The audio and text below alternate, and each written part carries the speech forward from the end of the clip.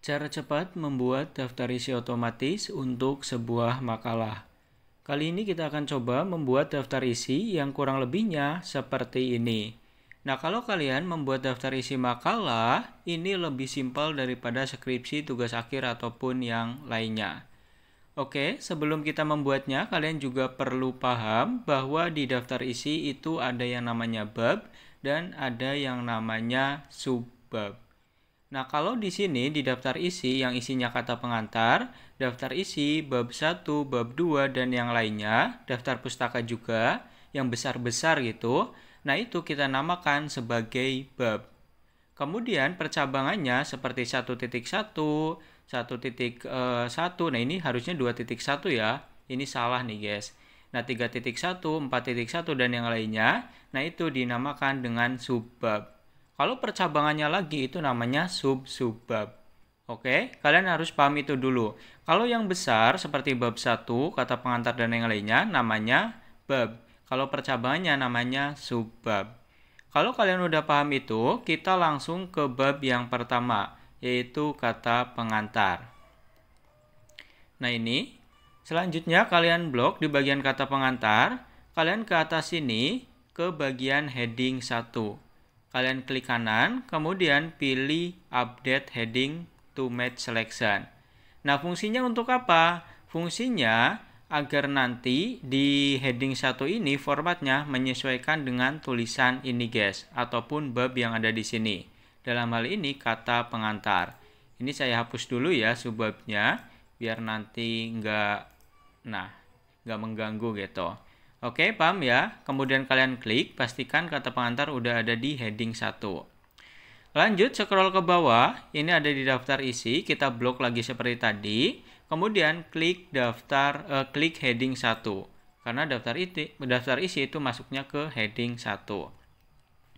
Scroll lagi ke bawah, nah ini udah masuk ke bab 1. Di bab 1 kalian blok lagi semuanya, kemudian klik lagi heading 1. Oke. Nah, di bawahnya ini ada subbab dari bab 1. Nah, kalau ini kita gunakan heading 2. Nah, kita blok, kemudian kalian ke heading 2, klik kanan, pilih update heading 2 to match selection. Fungsinya untuk apa? Agar heading 2 ini formatnya ataupun stylenya mengikuti dengan tulisan yang udah kita buat. Oke, pastikan udah diklik ya tadi. Nah, lalu tinggal kita scroll ke bawah, cari subbab 1 yang lainnya. Nah, ini ada, kita blok, klik heading 2. Scroll lagi ke bawah, kita cari, ini blok, kemudian kita klik lagi heading 2. Scroll lagi ke bawah, sampai semuanya ya guys. Nah, udah masuk ke bab 2. Di bab 2 ini sama, kita blok terlebih dahulu. Nah, ingat kalau bab itu masuknya heading 1. Jadi diklik ya di bagian heading 1-nya. Nah, lanjut di bawah sini, ini ada namanya subbab bab 2. Ini harusnya 2.1, ini salah ya guys. Semuanya salah, sorry ya. Maklumi aja ya, kita nggak akan benarkan ini dulu. Nah, ini dinamakan subbab 2. Cara membuatnya gimana? Kalian blok terlebih dahulu.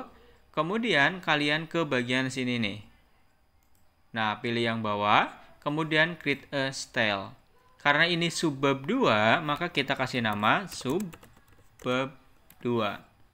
Setelah itu kita pilih modify, atur ya sesuai dengan kebutuhan, fontnya apa, ukurannya berapa, tebal apa enggak. Nah, dan di bagian style based on kita ubah menjadi heading 2. Ingat, subbab itu semuanya heading 2. Ini warnanya juga hitam atau otomatis kalau udah tekan OK. Scroll lagi ke bawah, cari yang lainnya. Ini sama, kita blok, kemudian pilih subbab 2. Scroll lagi ke bawah, dan kalian lakukan semua. Nah, ini udah bab 3, berarti kita blok dan pilih heading 1. Nah, untuk subbab 3 sama, kita blok, pilih style seperti tadi.